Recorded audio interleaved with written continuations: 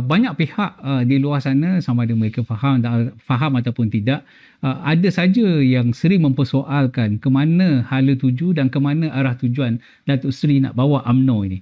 Jadi pada sesi ini saya ingat adalah lebih molek kalau Datuk Seri boleh menyatakan sekali lagi sejelas-jelasnya ke mana Datuk Seri nak membawa UMNO ini. Kita harus melihat bahawa kewujudan perikatan yang merupakan payung bukan hanya kepada UMNO tetapi kepada parti-parti komponennya ketika itu tidak merupakan sebuah gabungan yang statik bentuknya. Apabila Barisan Nasional diwujudkan, yang pada tanggapan saya ianya merupakan perikatan 2.0, perikatan 2.0, kedinamikan politik pasti berlaku. Dan saya lihat, saya bukan seorang tukang nujum politik, tetapi saya yakin kalau mahu disebut hala tuju ataupun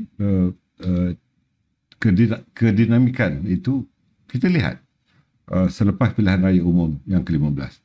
Sama ada ianya akan diadakan dalam waktu terdekat atau dalam tempoh yang hanya Allah Ta'ala saja tahu,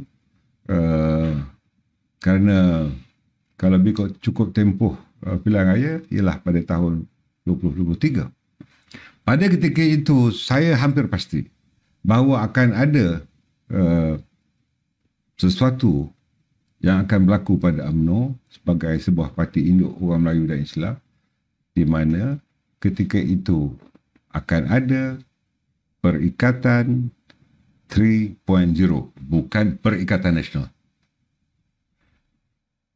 Jadi ini merupakan langkah yang baru, di mana kita lihat Sunatullah telah menentukan bahawa masyarakat Malaysia penuh dengan kemajmukannya. Ini Sunatullah yang telah ditentukan. Dan kita lihat betapa UMNO amat didambakan untuk kembali berkuasa. Kerana kita tahu bahawa Allah Ta'ala telah menjadikan negara kita ini tuankan pada parti yang bukan daripada perikatan UMNO, terutamanya Barisan Nasional. Walaupun ada parti yang namanya perikatan, tapi bukan perikatan yang authentic, yang genuine atau asli. Ya. Maka bukan soal brandingnya, jenamanya saja, tetapi soal konten atau isi kandungan, substance yang ada dalamnya. Maka kalau Dato' Azizan bertanya tentang hala tuju, ya, cuba terjemahkan apa yang telah diputuskan di dalam Perhimpunan Agung UMNO sendiri yang baru berlalu 2020, sebelum itu 2019 dan sebelum itu 2018.